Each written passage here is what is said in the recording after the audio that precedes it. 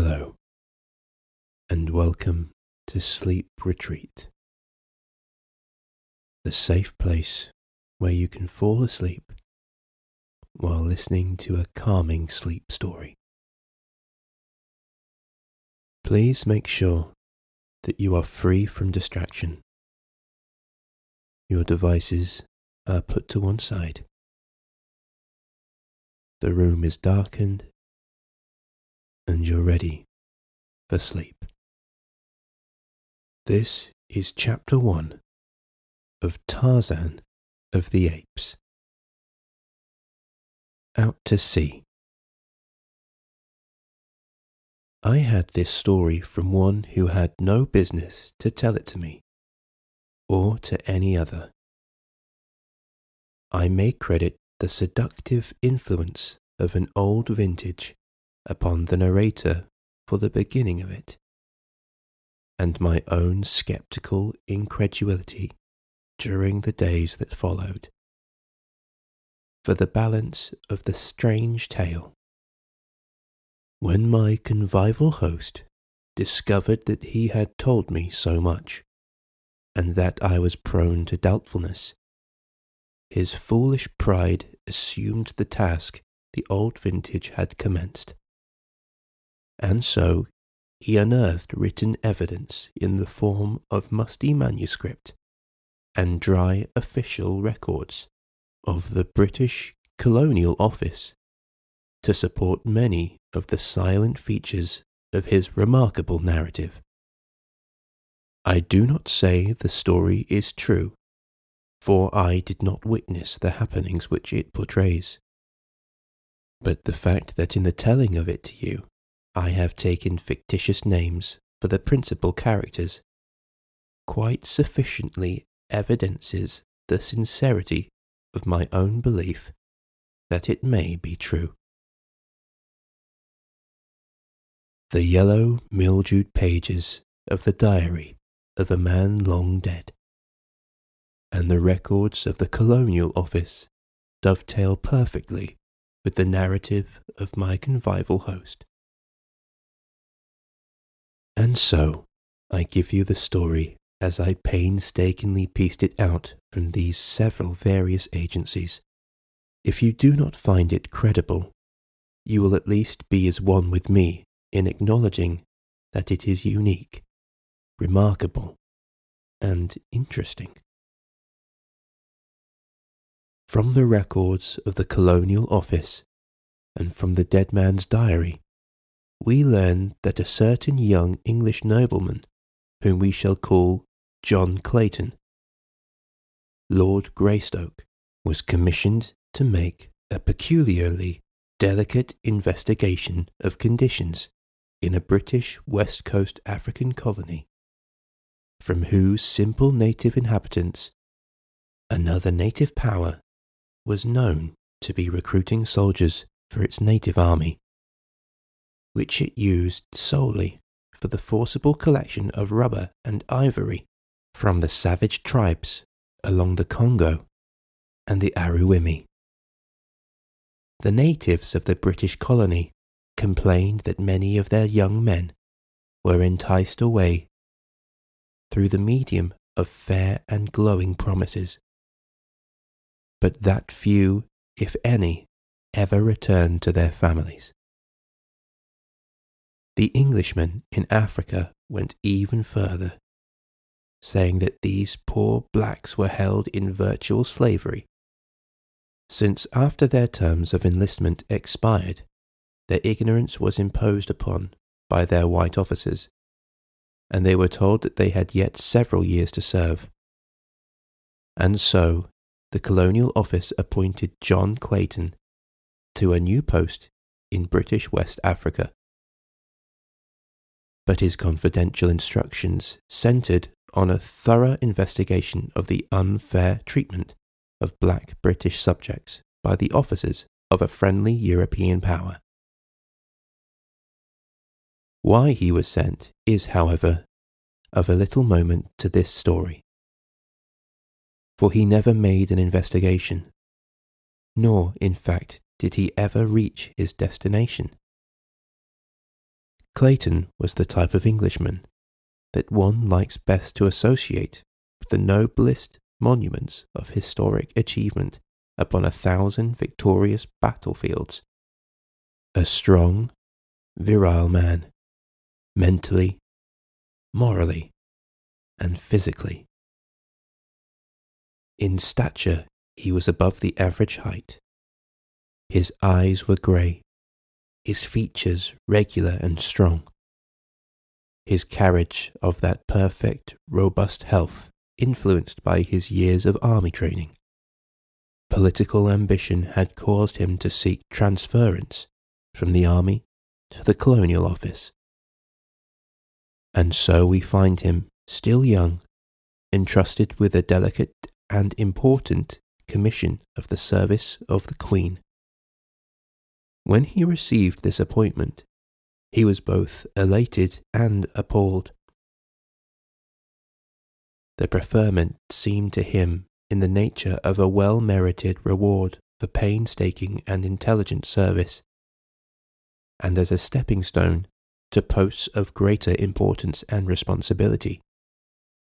But, on the other hand, he had been married to the Hon, Alice Rutherford, for scarce 3 months, and it was the thought of taking this fair young girl into the dangers and isolation of tropical Africa that appalled him. For her sake, he would have refused the appointment, but she would not have it so. Instead, she insisted that he accept, and indeed take her with him.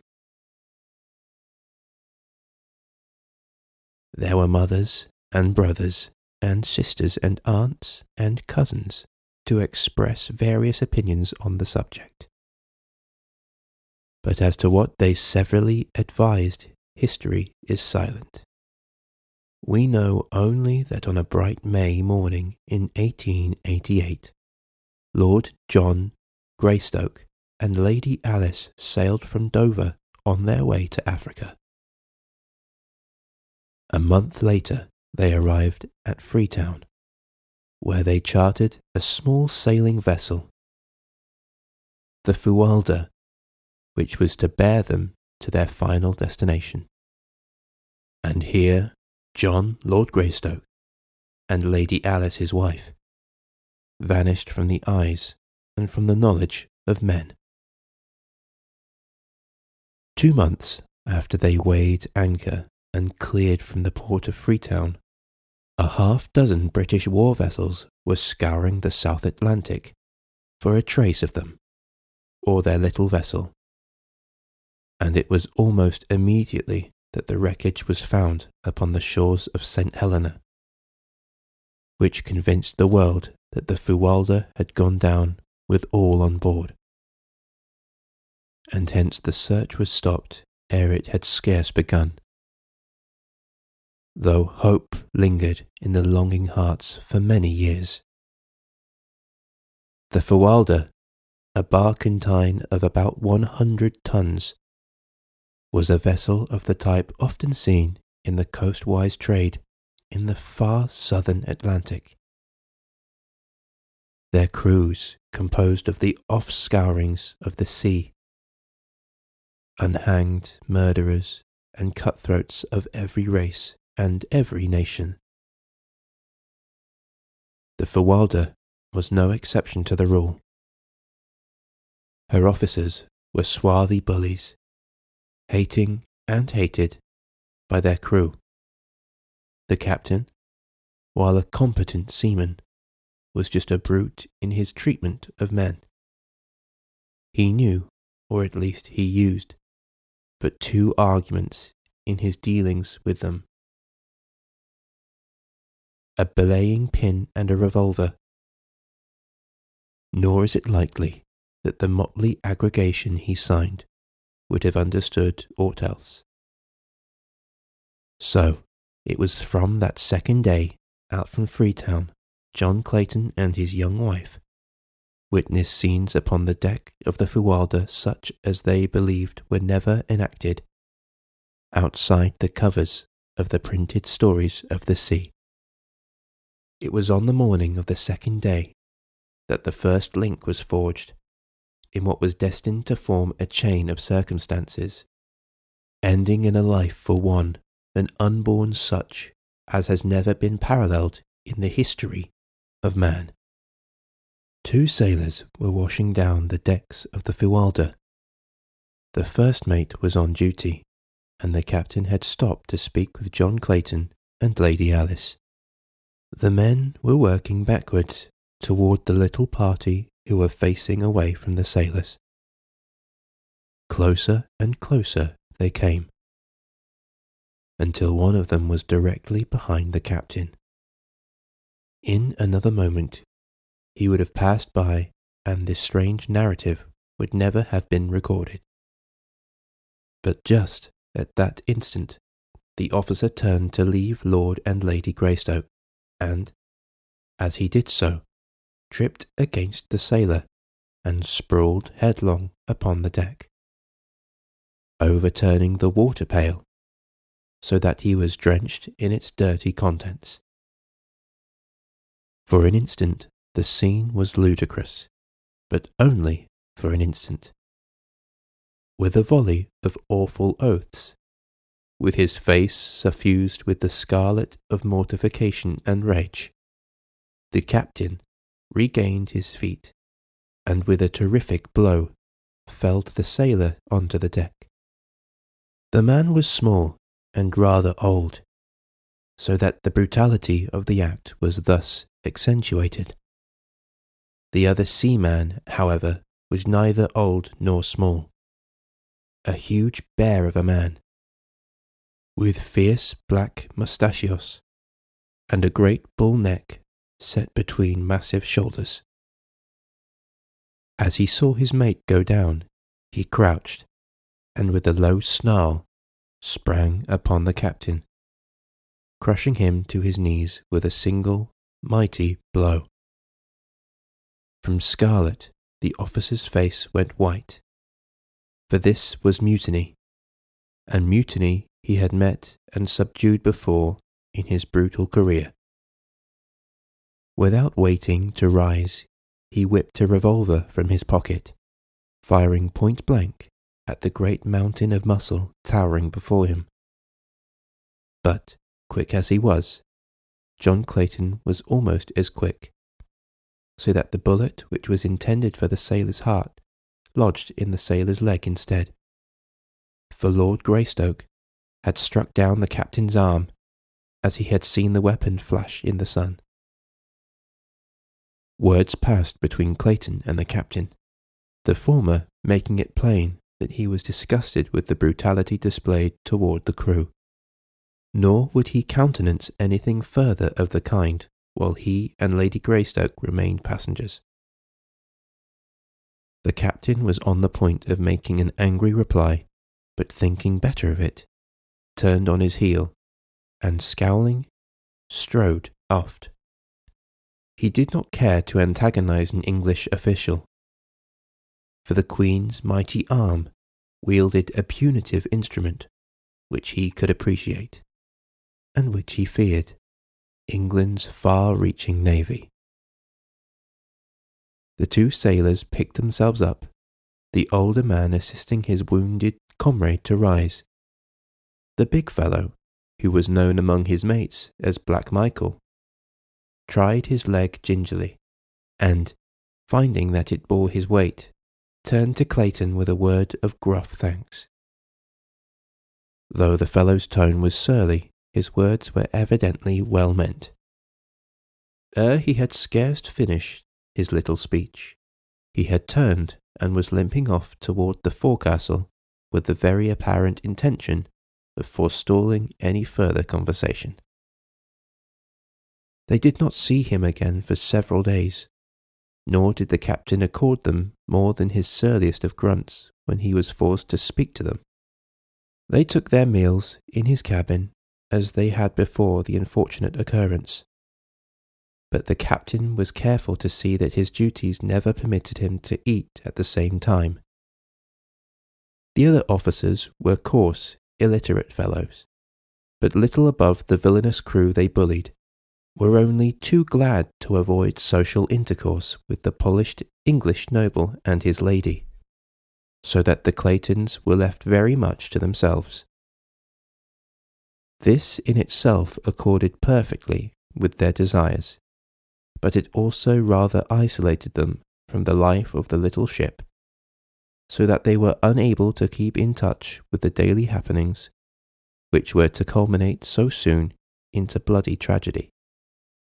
There was in the whole atmosphere of the craft that undefinable something which presages disaster.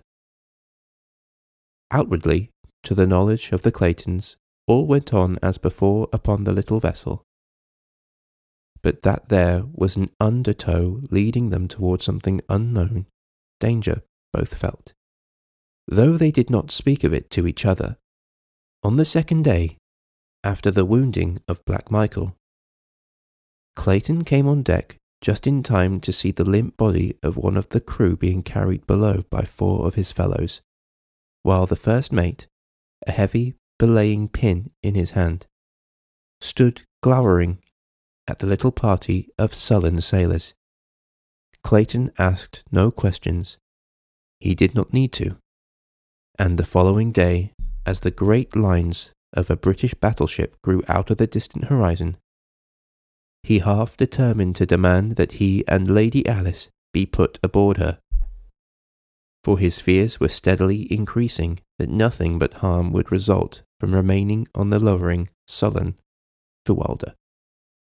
Toward noon they were within speaking distance of the British vessel, but when Clayton had nearly decided to ask the captain to put them aboard her, the obvious ridiculousness of such a request became suddenly apparent. What reason would he give the officer commanding Her Majesty's ship for desiring to go back in the direction from which he had just come? What if he told them that 2 insubordinate seamen had been roughly handled by their officers? They would but laugh in their sleeves and attribute his reason for wishing to leave the ship but to one thing: cowardice. John Clayton, Lord Greystoke, did not ask to be transferred to the British man-of-war. Late in the afternoon he saw her upper works fade below the far horizon, but not before he learned that which confirmed his greatest fears, and caused him to curse the false pride which had restrained him from seeking safety for his young wife a few short hours before. When safety was within reach, a safety which was now gone forever. It was mid-afternoon that brought the little old sailor who had been felled by the captain a few days before to where Clayton and his wife stood by the ship's side, watching the ever-diminishing outlines of the great battleship. The old fellow was polishing brasses, and as he came edging along until close to Clayton, he said in an undertone, "L's to pay, sir, on aircraft, and mark my word for it, sir, L's to pay." "What do you mean, my good fellow?" asked Clayton. "Why, hasn't ye seen what's going on? Hasn't ye heard that the devil's spawn of a captain and his mates knocking the bloomin' lights out of out and aft the crew? 2 busted heads yesterday and 3 today. Black Michael's as good as new, and he's not the bully to stand for it. Not he, and mark my word for it, sir." "You mean, my man, that the crew contemplates mutiny?" asked Clayton. "Mutiny?" exclaimed the old fellow. "Mutiny? They means murder, sir, and mark my word for it, sir." "When?" "It's coming, sir. It's coming. But I'm not saying when, and I've said too damn much now. But ye was a good sort the other day, and I thought it no more right to warn ye. But keep a still tongue in your head, and when you hear shooting, get below and stay there. That's all. Only keep a still tongue in your head, or they'll put a pin between your ribs, and mark my word for it, sir." The old fellow went on with his polishing, which carried him away from where the Claytons were standing. "Deuced cheerful outlook, Alice," said Clayton. "You should warn the captain at once, John. Possibly the trouble may get averted," she said. "I suppose I should, but yet, from purely selfish motives, I am almost prompted to keep a still tongue in my head. Whatever they do now, they will spare us in the recognition of my stand for this fellow Black Michael. But should they find that I had betrayed them, there would be no mercy shown for us, Alice.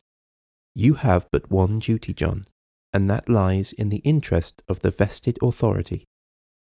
If you do not warn the captain, you are as much a party to whatever follows as though you had helped to plot and carry it out with your own head and hands."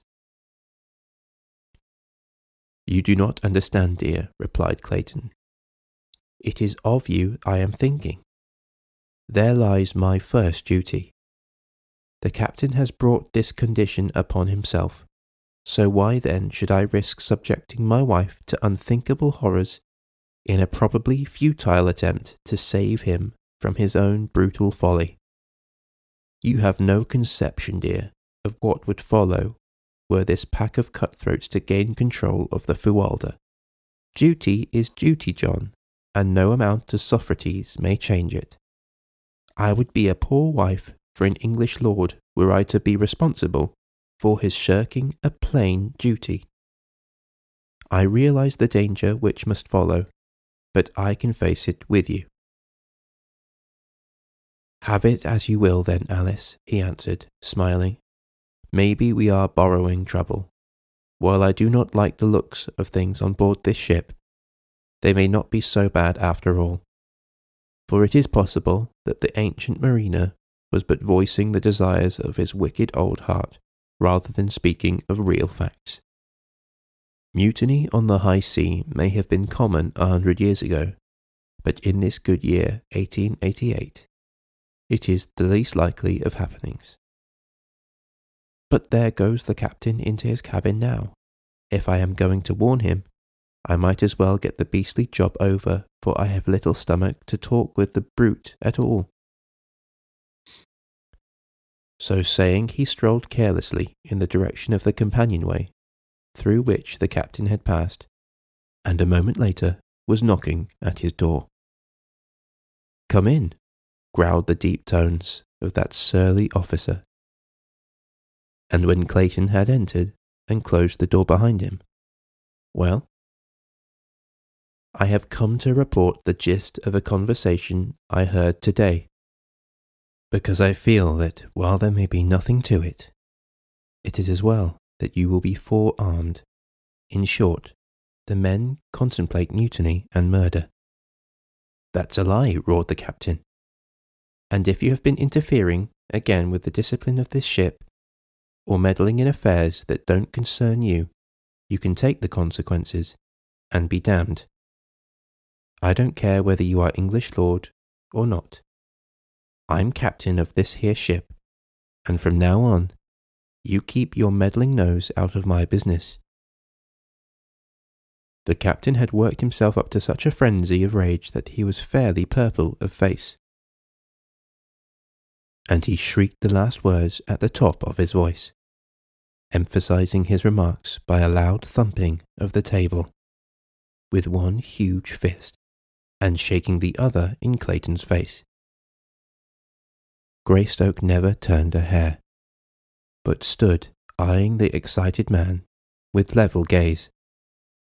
"Captain Billings," he drawled finally, "if ye will pardon my candour, I might remark that you are something of an ass." Whereupon he turned and left the captain with the same indifferent ease that was habitual with him, and which was more surely calculated to raise the ire of a man of Billings' class than a torrent of invective. So whereas the captain might easily have been brought to regret his hasty speech had Clayton attempted to consolidate him, his temper was now irrevocably set in the mould in which Clayton had left it. and the last chance of their working together for their common good was gone. "Well, Alice," said Clayton as he rejoined his wife, "I might have saved my breath. The fellow proved most ungrateful. Fairly jumped at me like a mad dog. He and his blasted old ship may hang, for aught I care, and until we are safely off the thing, I shall spend my energies in looking after our own welfare. And I rather fancy the first step to that end should be to go to our cabin and look over my revolvers. I am sorry now that we packed the larger guns and the ammunition with the stuff below." They found their quarters in a bad state of disorder. Clothing from their open boxes and bags strewed the little apartment, and even their beds had been torn to pieces. "Evidently someone was more anxious about our belongings than we," said Clayton. "Let's have a look around, Alice, and see what's missing." A thorough search revealed that the fact that nothing had been taken but Clayton's 2 revolvers and the small supply of ammunition he saved out for them. "Those are the very things I most wish they had left," said Clayton. "And the fact that they wished for them, and them alone, is most sinister." "What are we to do, John?" asked his wife. "Perhaps you were right in that our best chance lies in maintaining a neutral position. If the officers are able to prevent mutiny, we have nothing to fear, while if the mutineers are victorious, our one slim hope lies in not having attempted to thwart or antagonize them." "Right you are, Alice. We'll keep in the middle of the road." As they started to straighten up their cabin, Clayton and his wife simultaneously noticed that the corner of a piece of paper protruding from beneath the door of their quarters. As Clayton stooped to reach for it, he was amazed to see it move further into the room, and then he realized that it was being pushed inward by someone from without. Quickly and silently he stepped toward the door, but as he reached for the knob to throw it open, his wife's hand fell upon his wrist. "No, John," she whispered. "They do not wish to be seen, and so we cannot afford to see them. Do not forget that we are keeping to the middle of the road." Clayton smiled and dropped his hand to his side. Thus they stood watching the little bit of white paper until it finally remained at rest upon the floor, just inside the door. Then Clayton stooped and picked it up. It was a bit of grimy white paper, roughly folded into a ragged square. Opening it, they found a crude message printed almost illegibly, and with many evidences of an unaccustomed task. Translated, it was a warning to the Claytons to refrain from reporting the loss of the revolvers, or from repeating what the old sailor had told them, to refrain on pain of death. "I rather imagine we'll be good," said Clayton with a rueful smile. "About all we can do is to sit tight and wait for whatever may come."